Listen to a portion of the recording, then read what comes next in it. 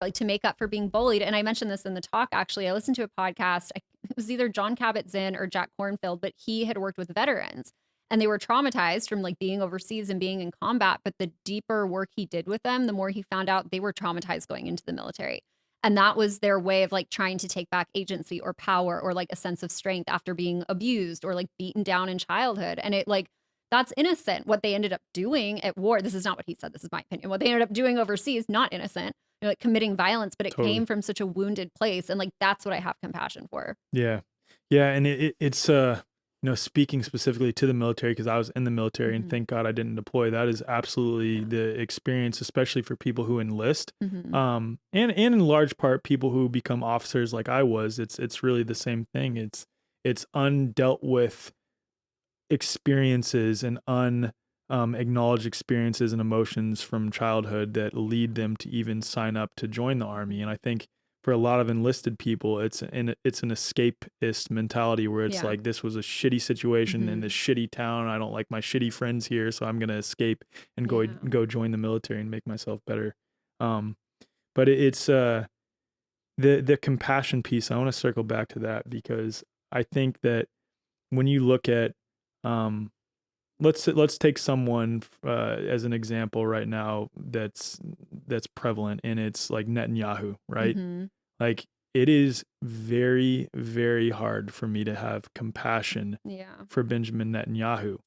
And at the same time, especially when I was engaging with everything after October 7th, Mhm. it's like me being glued to hating Benjamin Netanyahu is only going to perpetuate Yeah. me feeling worse, which Yeah. then makes me engage with my reality in a way that is perpetuating negativity and anger. Right. And that's not to say that we shouldn't call him out for what he's Mhm. doing, Mhm. but it's how do you truly come to compassion for like the worst of the worst evildoers?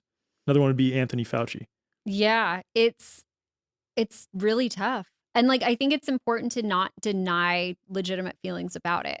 Like, it doesn't help to, like, scold yourself or judge yourself for, like, feeling that anger toward them, for Yeah. feeling that judgment toward them, because that's how you feel. Like, Mhm. if that doesn't mean that you have to, like, put it back out into the world, but Like, it you is may how need you to at feel. some point say like, I fucking hate Yeah, Benjamin Netanyahu. for sure. Like, Right. what the fuck is wrong with this guy? Yeah. Like, but I think there's just as much value for yourself to then, like, bring in that piece of compassion of like, well, how did that guy grow up? What stories was he told? Because Right. something I see actually about the like, I see a lot of Jewish people who can just rationalize what the Israeli government is doing, and, like, that could be a whole other podcast, but what I see happening a lot, and I'm half Jewish, like, I've heard and this is what happens, is so many Jewish people grow up hearing stories of extreme persecution, of, okay, well, my family was running from Cossacks in Russia and pogroms, and the other part of my family was getting rounded up into camps, and so what does the government then do? They exploit that trauma and they call it compassion. Like, we'll have compassion for us. And then somehow they use that to divorce people from their compassion for other beings going through just as severe trauma.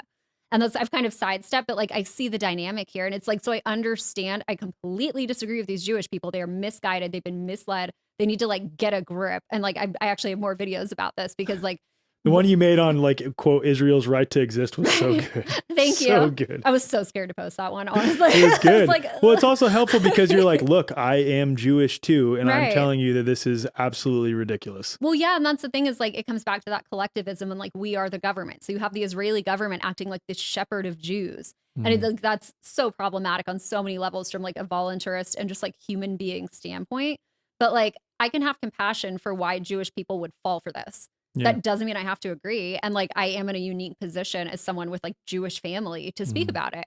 Like, no, no, not even then. Yeah, did people in my family die? Were they persecuted? But pretty sure. Yeah, based on the history we have. Okay. That doesn't make it okay to like divorce yourself from compassion for other human beings. Like, if I don't understand how you can have that in your family history, grow up hearing stories about that, and then be like, oh, but so we have to do it to somebody else. Right, and it's Like, literally it's so crazy, and I don't want to go off on a huge right. tangent I on know. I Israel could go on Palestine, but like, forever. but I feel, Right. but at the same time, it's like literally what's happening to people in Gaza right now Hmm. is on, you could say on a smaller scale, but who knows how it'll pan out over time. Hmm. The exact same thing that was happening to Jewish people Hmm. in the 1930s and 40s. Literally the exact same thing. Yeah. And like, I think like to bring it back to compassion, this happens because it's not there. Right. These horrible atrocities can be committed because we're divorced from that because the propaganda gets us so scared, like so isolated, so caught in like our reactivity that we can't access that. Because actually, on a biological level, again, like when you're caught in fight or flight, your brain is literally deprioritizing those things. It's like, well, that's not necessary for survival. I got to focus on like living, literally, like I got to survive. So there's no time to have compassion for people who are suffering. Like that's not essential to my survival. Mhm. So as long as we're caught in that, like good luck with the compassion. And of course, like you can rewire it, but like if you're not consciously aware of it and you're not trying, it is quite difficult. Mhm. So